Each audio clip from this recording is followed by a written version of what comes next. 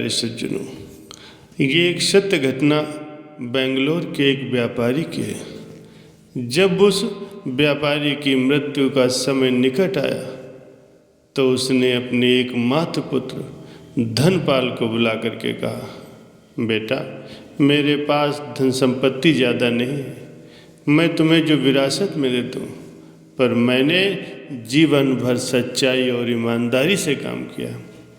मैं तुम्हें आशीर्वाद देता हूँ कि तुम अपने जीवन में बहुत सुखी रहोगे। धूल को भी हाथ लगाओगे तो वो सोना बन जाएगी। बेटे ने सिर झुकाकर अपने पिताजी के पैर छुए।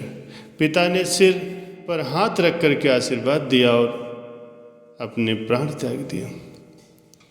अब घर का खर्च बेटे धनपाल को ही संभालना था। उसने एक छोटा सा ठेला गाड़ी खरीदा और अपना व्यापार शुरू किया। धीरे धीरे उसका व्यापार बढ़ने लगा। एक छोटी सी उसने दुकान ले ली तो व्यापार उसका और बढ़ गया। अब नगर के संपन्न लोगों में उसकी गिनती होने लगी। उसको विश्वास था कि ये सब मेरे पिता के आशीर्वाद का ही फल है, क्योंकि उन्होंने जीवन में बहुत दुख उठाया पर कभी भी धैर्य नहीं छोड़ा, श्रद्धा नहीं छोड़ी, ईमानदारी नहीं छोड़ी। इसीलिए उनकी वाणी में बल था और उनका आशीर्वाद आज फलीभूत हुआ है। मैं सुखी हो गया हूँ, उसके मुंह से ये बात बार बार निकलती थी। एक दिन एक मित्र ने उससे पूछा कि तुम्हारे पिता में अगर इतना ही बल था तो वो स्वयं क्यों नहीं संपन्न हो गए, सुखी क्यों नहीं हो गए? धर्मपाल ने कहा, मैं अपने पिता की ताकत की बात नहीं कर रहा हूँ, मैं उनके आशीर्वाद की ताकत की बात कर रहा हूँ। इस प्रकार वो बार बार अपने पिता के आशीर्वाद की बात करता तो लोगों ने उसका नाम ही रख दिया कि बाप का आशीर्वाद। धनपाल को इससे बुरा नहीं लगता था, बस सबसे यही कहता कि मैं अपने पिता के आशीर्वाद के काबिल निकलूं, मेरी यही कामना है। ऐसा करते हुए कई साल बीत गए। अब वो विदेशों से भी व्यापार करने लगा।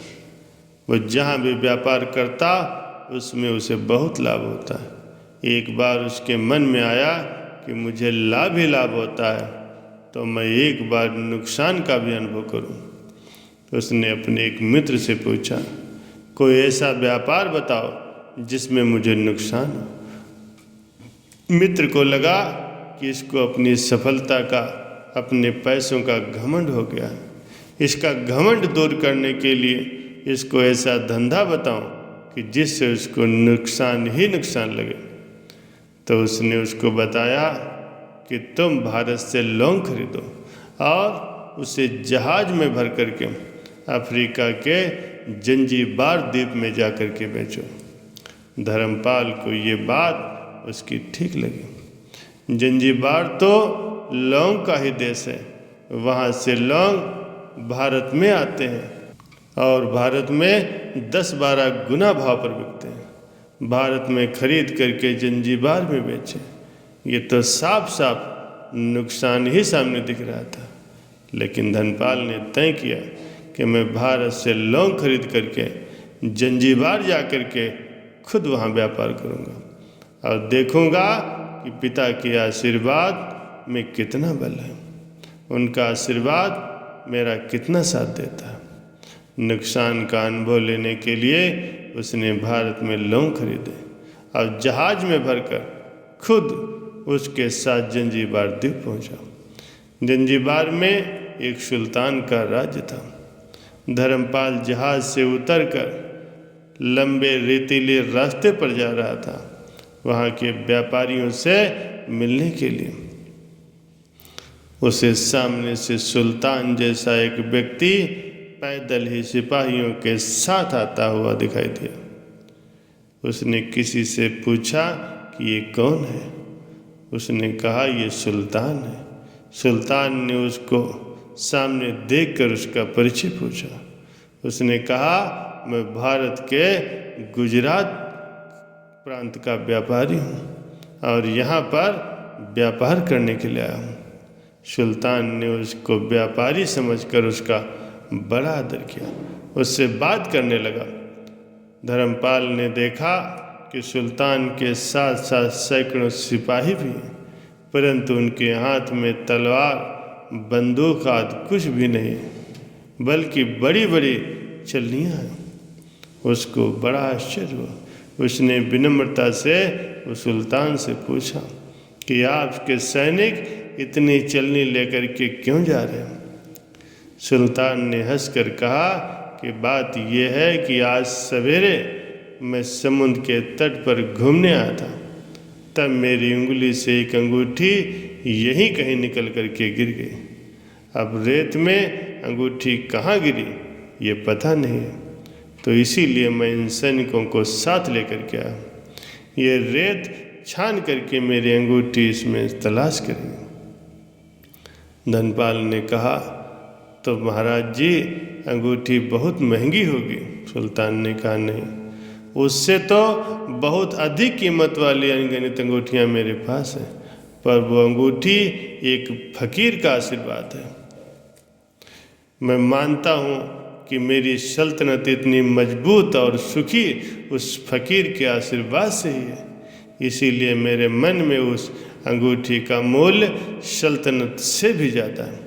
इतना कह करके सुल्तान ने फिर पूछा, बोलो सेठ, इस बार आप क्या माल लेकर के आए हो? धनपाल ने कहा, लौंग। सुल्तान के आश्चर्य का ठिकाना नहीं रहा। ये तो लौंग का ही देश है और यहाँ तुम लौंग बेचने आए हो? किसने आपको ऐसी सलाह दी? जरूर वो कोई आपका दुश्मन होगा। यहाँ तो 1 पैसे से मुट्ठी भर लौंग मिल जाते हैं। कौन यहाँ पर आपकी लौंग खरीदेगा? तुम क्या कमाओगे? धनपाल ने कहा, मुझे यही देखना है कि यहाँ पर मुनाफा होता है या नहीं। मेरे पिता के आशीर्वाद से आज तक मैंने जो भी धंधा किया उसमें मुनाफा ही मुनाफा हुआ, तो अब मैं देखना चाहता हूँ कि उनके आशीर्वाद यहाँ भी फलते हैं या नहीं। सुल्तान ने पूछा कि पिता का आशीर्वाद, इसका क्या मतलब हुआ? धनपाल ने कहा कि मेरे पिता सारे जीवन ईमानदारी से और मेहनत से काम करते रहे, लेकिन ज़्यादा धन नहीं कमा सके, लेकिन उन्होंने मरते समय मुझे भगवान का नाम लेकर के मेरे सिर पर हाथ धर करके मुझे आशीर्वाद दिया है कि तेरे हाथ से धूल भी सोना बन जाएगी। ऐसा बोलते बोलते धनपाल नीचे झुका और जमीन की रेत को मुट्ठी में भरा और सम्राट के सामने मुट्ठी खोलकर उंगलियों के बीच से रेत नीचे गिराई। धनपाल और सुल्तान दोनों के आश्चर्य का ठिकाना नहीं रहा। उसके हाथ में एक हीरे जड़ित अंगूठी थी। ये वही अंगूठी थी जो सुल्तान की गुम हो गई थी। अंगूठी देखकर सुल्तान बहुत प्रसन्न हुआ। बोला, वाह खुदा, आपकी करामात का पार नहीं। आप पिता के आशीर्वाद को सच्चा करते हो। धनपाल ने कहा, फकीर के आशीर्वाद को भी वही परमात्मा सच्चा करता है। सुल्तान और खुश हो गया। धनपाल को उसने गले लगा लिया और कहा, मांग सेठ, आज तू क्या मांगता है? आज जो कुछ भी तू मांगेगा मैं दूंगा। धनपाल ने कहा, आप 100 वर्ष तक जियो और प्रजा का अच्छी तरह से पालन करो। प्रजा सुखी रहे, इसके अलावा मुझे कुछ नहीं चाहिए। ये सुनकर के सुल्तान और भी अधिक प्रसन्न हो गया। उसने कहा, सेठ, आज तुम्हारा सारा माल मैं खरीद लेता हूँ और तुम्हें मुँह मांगी कीमत दूंगा। प्यारे सज्जनों, ये सब संतों, महापुरुषों और पिता के आशीर्वाद का फल है। उनके आशीर्वाद में इतनी ताकत है कि दुनिया की कोई भी ताकत तुम्हें पराजित नहीं होने देगी। माता पिता और संत सद्गुरु की सेवा का फल निश्चित रूप से मिलता है। आशीर्वाद जैसी कोई और संपत्ति नहीं। इसलिए अपने माता पिता और अपने संत सद्गुरु की सच्चे दिल से सेवा करो। अपने इस जीवन को सुखमय बनाओ और अपना परलोक भी संवार लो।